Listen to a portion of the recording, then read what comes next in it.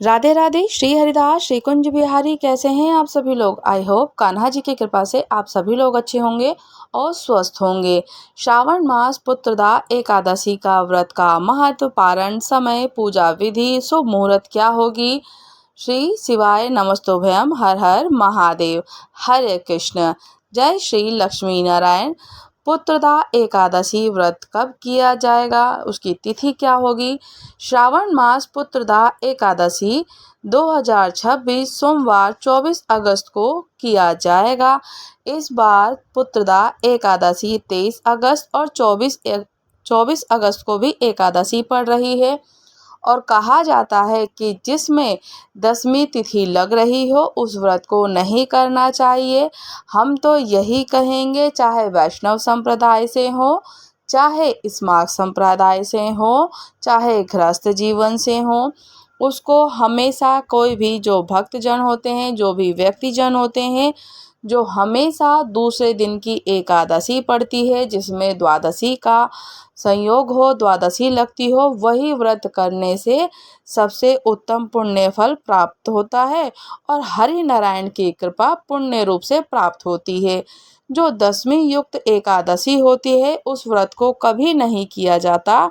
जो हमेशा एकादशी में द्वादशी का संयुक्त हो, द्वादशी लग रही हो, साल में 8 महाद्वादशी पड़ती हैं, तो इस बार व्यंजुला महाद्वादशी 25 अगस्त को पड़ रही है। इसीलिए 24 अगस्त को पुत्रदा एकादशी का व्रत किया जाएगा। और चाहे वैष्णव संप्रदाय से हो, चाहे आप स्मार्त संप्रदाय से हो, हमेशा एकादशी जो व्रत कर रहे हो तो पुत्रदा एकादशी या पवित्रा एकादशी का व्रत महात्म्य कथा 24 अगस्त 2026 को सोमवार के दिन व्रत किया जाएगा। पारण का समय मंगलवार को होगा। पारण का समय सुबह 5:55 से लेकर 6:20 तक का ही समय रहेगा, जिसमें कि महाद्वादशी जो व्यंजुला महाद्वादशी पड़ रही है और ये महाद्वादशी को ही व्रत करने से पूर्ण पुण्य फल की प्राप्ति होगी। श्रावण मास पुत्रदा एकादशी 24 अगस्त 2026 को दिन सोमवार के दिन व्रत रखा जाएगा। श्रावण की शुक्ल पक्ष की एकादशी उत्तर या दक्षिण भारत में दोनों पंचांगों के समान रूप से मनाई जाती है और व्यक्ति व्यापक रूप से पवित्रा एकादशी या फिर पवित्रारोपण एकादशी का कहा जाता है। पवित्र व्रत दिवस भगवान विष्णु जी को ही समर्पित होता है और सर्वोपरि निसंतान दंपति का योग सद्गुणी संतान का आशीर्वाद देने की शक्ति के लिए प्रसिद्ध है। पुत्रदा एकादशी का अर्थ है पुत्र देने वाली महा एकादशी। जो निसंतान दंपति होती है उसको पुत्र रत्न की प्राप्ति होती है इस व्रत को करने से। इस एकादशी की एक विशिष्ट विधि है जो कि भगवान विष्णु जी को पवित्रा या पवित्रारोपण भक्ति के नाम से प्रायश्चित के रूप में पवित्र और भगवान विष्णु जी को पवित्र धागे की माला अर्पित करते हैं। भविष्य उत्तर पुराण के अनुसार भगवान कृष्ण जी ने राजा युधिष्ठिर को राजा महिजीत का व्रत की कथा सुनाई थी, जिनका निसंतान राज्य इस व्रत के पुण्य प्राप्त से एक उत्तराधिकारी से धन्य हो गया था और जिसे श्रवण करने से पुत्रदा एकादशी पारिवारिक कल्याण हेतु सर्वाधिक प्रिय व्रतों में एक है, जो कि निसंतान दंपतियों को संतान प्राप्ति के लिए पुत्रदा एकादशी का व्रत अवश्य करना चाहिए।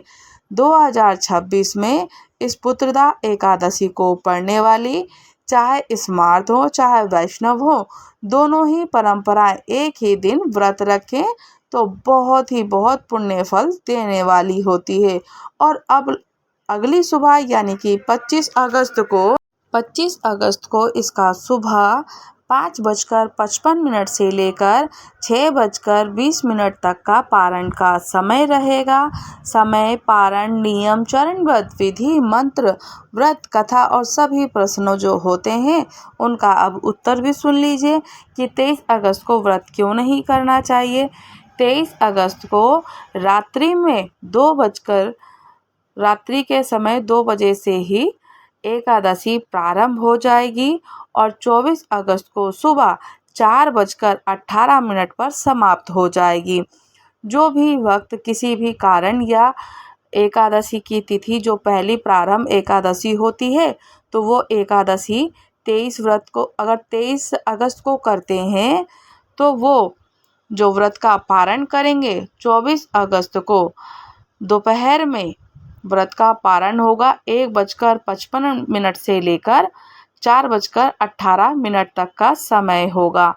तो इसमें द्वादशी का प्रयोग होता है, द्वादशी ही लगी होती है। तो इसी वजह से दोपहर में जो व्रत का पारण होगा तो 1:55 से लेकर 4:18 तक का व्रत का पारण का समय है जो 23 अगस्त को व्रत करेंगे। और जो 24 अगस्त को व्रत करेंगे तो 25 अगस्त को उनका व्रत का पारण होगा सुबह में सूर्योदय के साथ ही जो व्रत होता है। और जो वैष्णव संप्रदाय को फॉलो करते हैं या वैष्णव संप्रदाय से हैं तो वो 24 अगस्त को ही व्रत करेंगे और 25 अगस्त को 5:55 से लेकर 6:52 तक व्रत का पारण करेंगे। तो उनका जो द्वादशी प्रारंभ होती है तो उसी समय पारण करना चाहिए। जब द्वादशी होती है द्वादशी के समय में ही पारण करने से हमें पूर्ण रूप से पुण्य फल की प्राप्ति होती है। और कहा जाता है कि जब आप अन्न का भोजन अपने मुख में ग्रहण करते हैं तो सबसे पहला चावल का ग्रास ही अपने मुख में ग्रहण करना चाहिए। चावल में जो एकादशी के दिन चावल खाने की मनाही होती है किंतु पारण के समय चावल ही खाना चाहिए। चावल खाने से ही पारण करना चाहिए। क्यों करना चाहिए? जो चावल में जितने धान में इल्ली, गोजर या जितने जीव जंतु जितने पाप होते हैं तो एकादशी वाले दिन उनको मनाही होती है। जब किंतु द्वादशी वाले दिन उसको खाया जाता है तो जितने भी उसमें जीव जंतु होते हैं पाप निवास करते हैं तो उनको मोक्ष की प्राप्ति होती है और उनको उनके पुण्य फल का भाग प्राप्त होता है। वो मोक्ष को प्राप्त हो जाते हैं। इसीलिए चावल ग्रहण करना ही चाहिए। चावल के साथ ही एकादशी व्रत का पारण करना चाहिए। अब 24 एकादशी को ही व्रत क्यों करना है? तिथि की गणना के अनुसार सुन लीजिए। एकादशी व्रत का सही दिन निर्धारित करने का प्राचीन सिद्धांत उदय तिथि के साथ ही माना जाता है। या हम कोई भी व्रत करते हैं तो उदय तिथि के अनुसार ही करते हैं, अर्थात जो भी तिथि सूर्योदय के क्षण विद्यमान हो वही व्रत माना जाता है। और 10वीं तिथि के साथ किसी भी मिश्रण से बचना चाहिए। 10वीं तिथि जिसमें लगती हो वो व्रत नहीं करना चाहिए, चाहे कोई भी व्रत क्यों ना हो। और श्रावण मास में पुत्रदा एकादशी ये गणना दोनों प्रमुख परंपराओं के हेतु एक ही एकीकृत और उसी दिन 24 अगस्त को व्रत करने का प्रधान करती है कि 24 अगस्त को पुत्रदा एकादशी का व्रत किया जाए।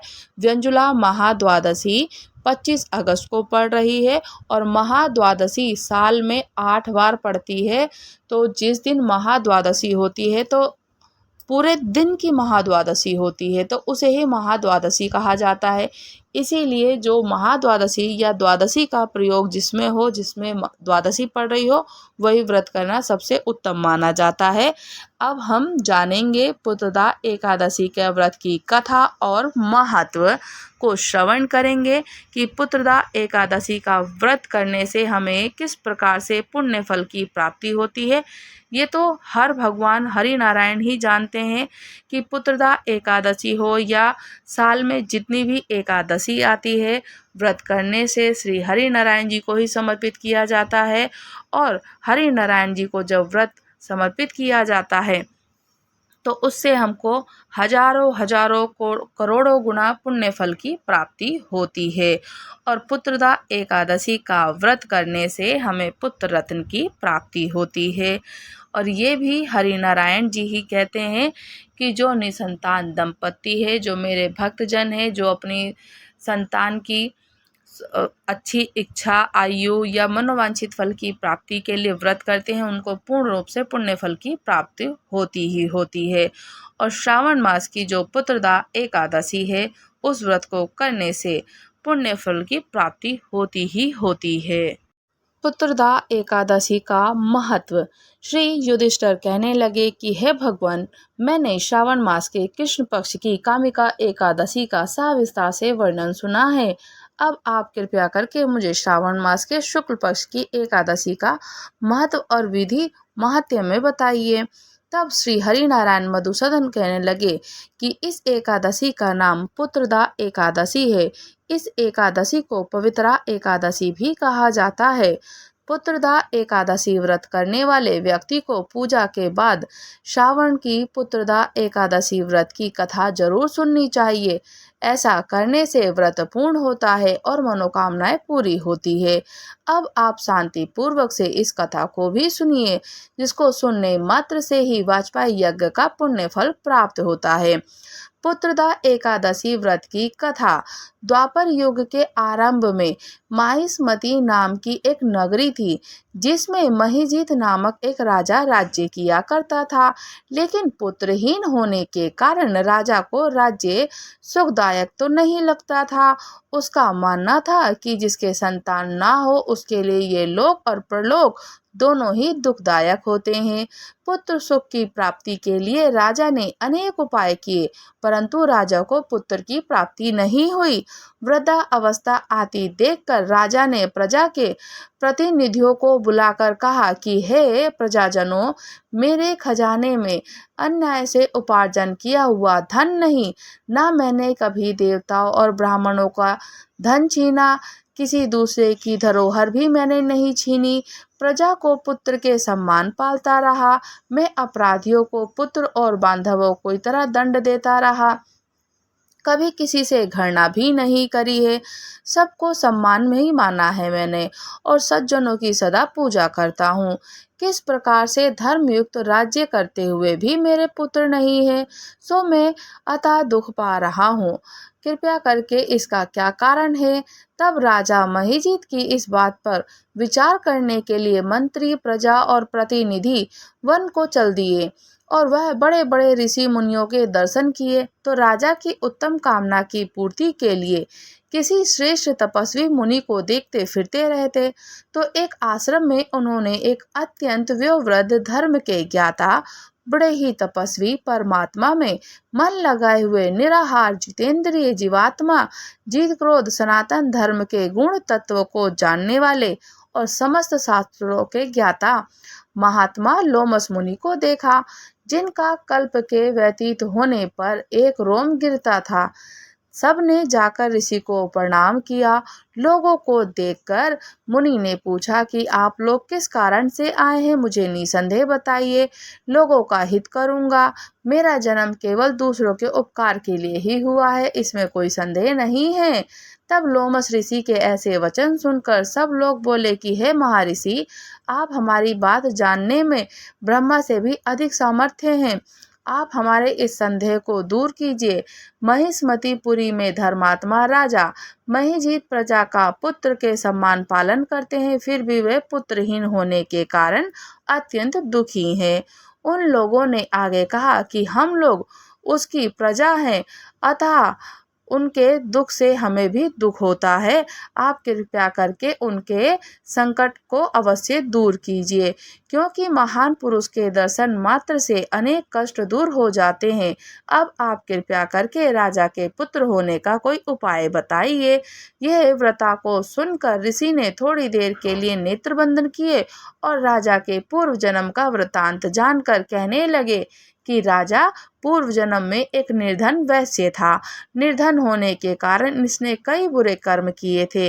यह एक गांव से दूसरे गांव व्यापार करने जाया करता था और एक समय ज्येष्ठ मास के शुक्ल पक्ष की द्वादशी के दिन मध्याह्न के समय जब वह दोनों भूख और प्यास से एक जलाशय पर जल पीने गया तो उसी स्थान पर एक तत्काल ही ब्याही हुई प्यासी गौ जल पी रही थी और राजा ने उस प्यासी गाय को जल पीते हुए हटा दिया और स्वयं जल पीने लगा। इसलिए राजा को ये दुख सहना पड़ा है।